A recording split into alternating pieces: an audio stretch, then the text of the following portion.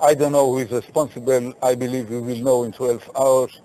If it is a kind of bin Laden organization, and even if it's something else, I believe that this is the time to deploy a globally concerted effort led by the United States, the UK, Europe, and Russia against all sources of terror. The same kind of struggle that our forefathers launched against the piracy on the high seas. In your position as Prime Minister, Defense Minister, also formerly in the Army, were you ever aware of any incident planned like this? Not in the dimensions, but different elements where there clearly there was an attempt on the Twin Towers a few years ago. There was an attempt to explode the Holland tunnel leading into Manhattan. But of this size and a simultaneous attack, I don't think that anyone had predicted it in advance.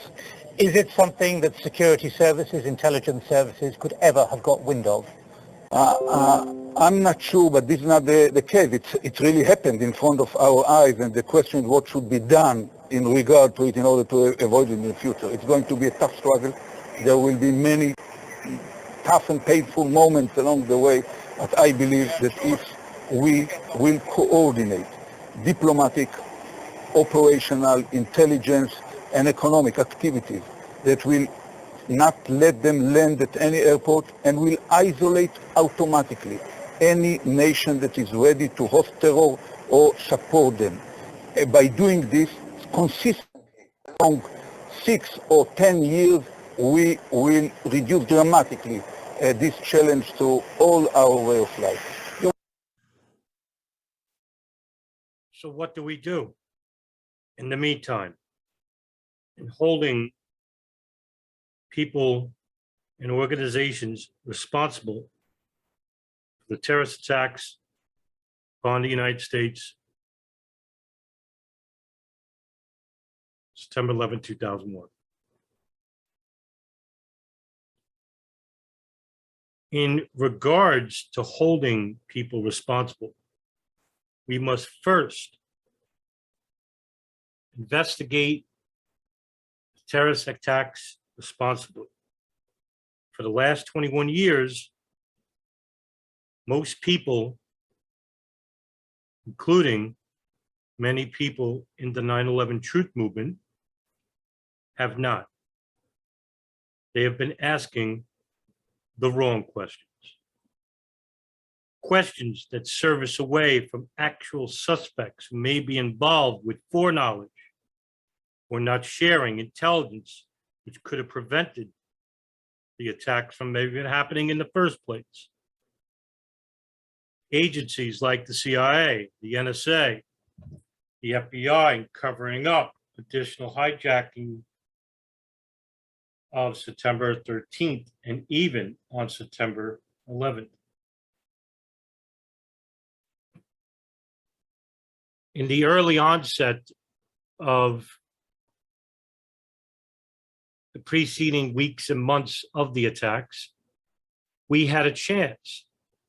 The people had a chance, led by the steering committee, which are made up of the widows of those lost in the World Trade Center.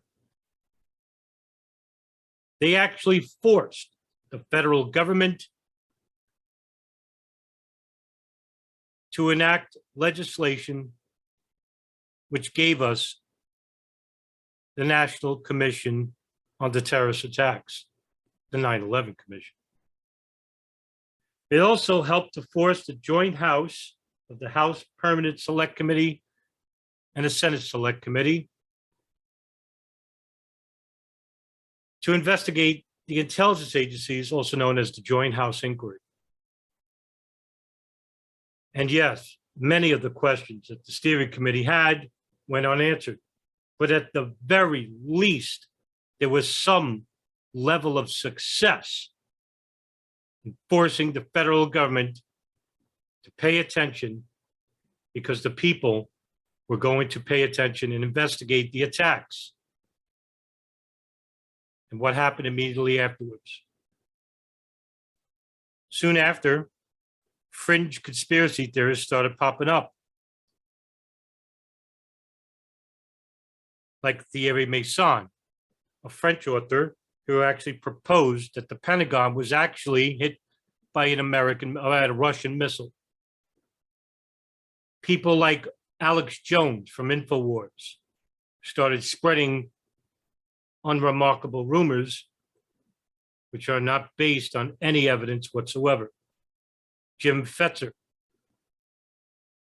a Wisconsin University professor, who actually endorsed many of the early fringe conspiracies, such as living hijackers, drone aircraft.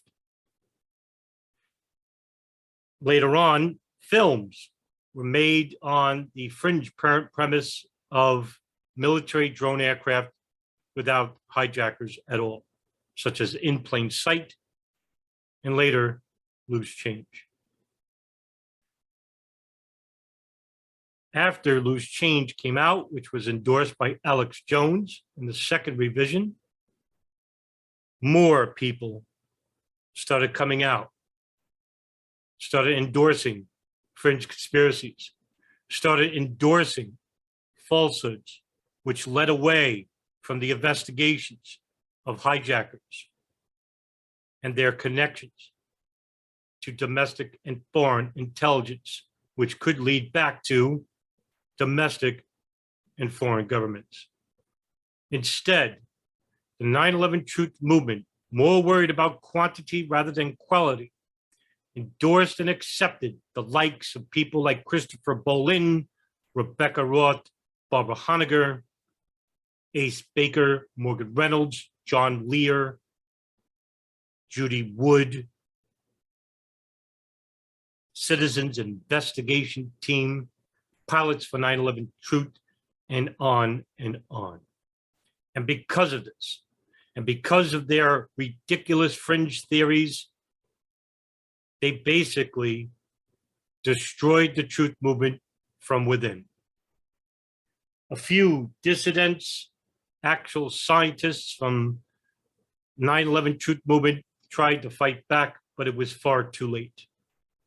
The fringe conspiracy movement took over and hijacked the truth movement away from actual truth advocates such as Paul Thompson, John Gold, Kevin Fenton, John Judge, and others. These people became an afterthought, and at the helm, in front of the media camera, were people who were espousing living hijackers, drone aircraft, and other unremarkable claims. The media had a field day and interviewed the likes of Jim Fetzer, Morgan Reynolds, Kevin Barrett, and others. And what it did was basically cause destruction of the truth movement in the public eye, making them to seem that they were all irrational, proposing outrageous theories with no truth and no basis of fact within any of their statements, and that anyone in the future who would dare question the federal government or foreign governments of Israel and Saudi Arabia were made to look just as fanatic and ridiculous as those they interviewed. Was this done on purpose?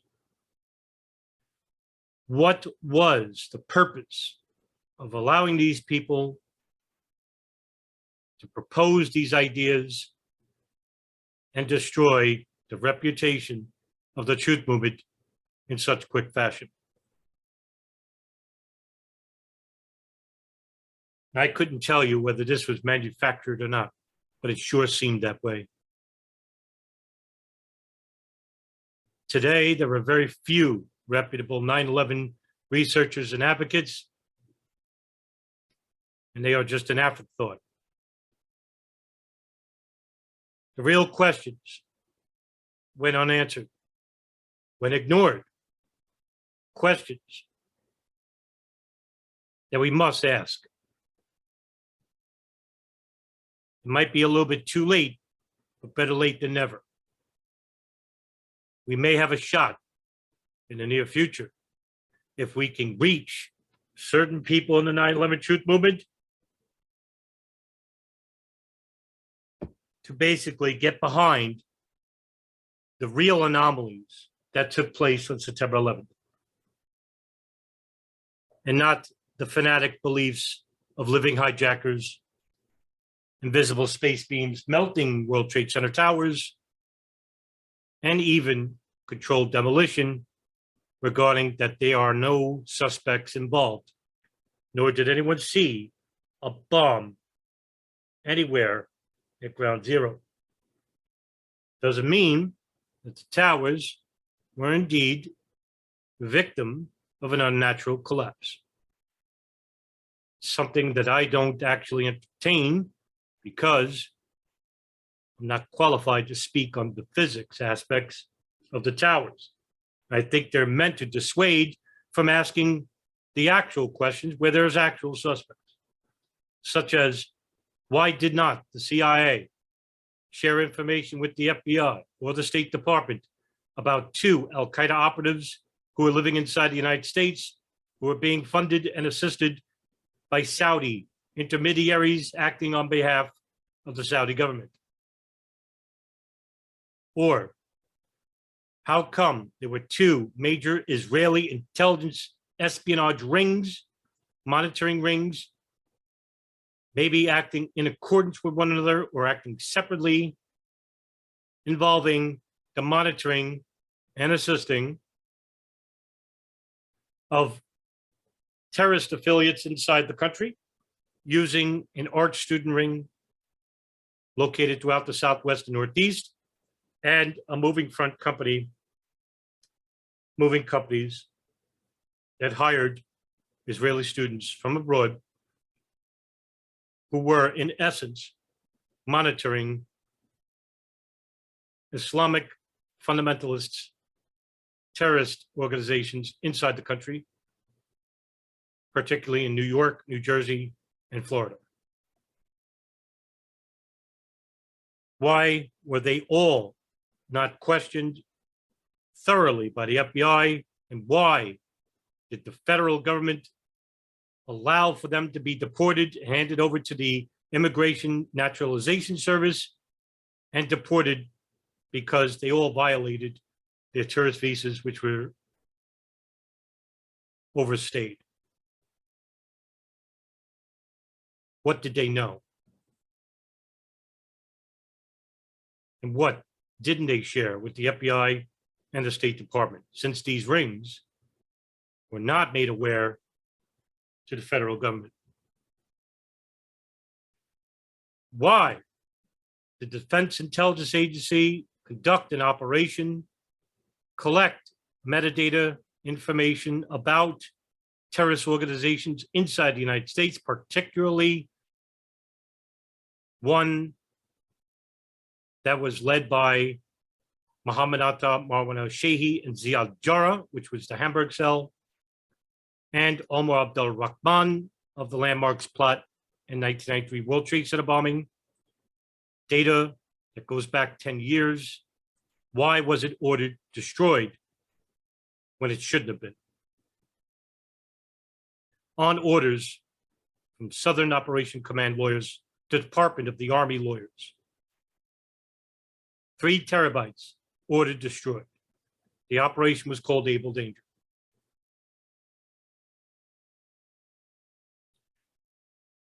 The NSA, who were monitoring a satellite phone belonging to Osama bin Laden, allegedly starting back in 1992. This satellite phone was monitored for 6 years until bin Laden stopped using it in 1998. And because of that phone, the NSA was made aware that a house in Yemen belonging to a bin Laden affiliate, which just so happens to also have another house visitor that would stay for a number of days, who was involved with the hijacking of American Airlines Flight 77, Khalid al-Mihdhar. That phone was monitored by the NSA from the years 1996 to 2001. Why were these operations not made aware to the State Department? Why was this information, whatever they were talking about on these phones, not declassified to this day? What were they talking about on those phones? What was bin Laden, or Khalid Sheikh Mohammed, or Ayman al-Zawahiri, or other al-Qaeda affiliates? What were they talking about on those phones? And why is this information classified?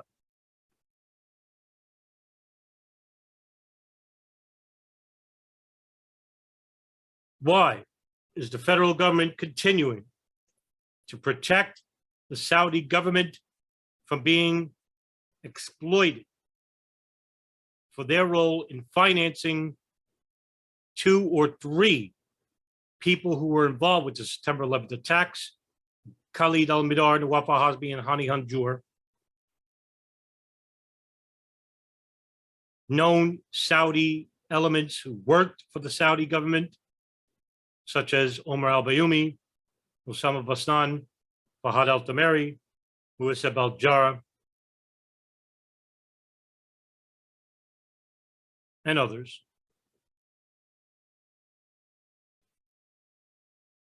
Why were these people made to leave the country freely? Why did the federal government allow for the bin Laden family to leave along with other Saudi dignitaries in the days after September 11, 2001 attacks, where nobody else could be flying anywhere in the country? Why were they shielded from prosecution for their roles in financing these people? Why are they continued to be given protection from the Department of State under the Bush, Obama, Biden, and Trump governments? Why are they given such luxuries?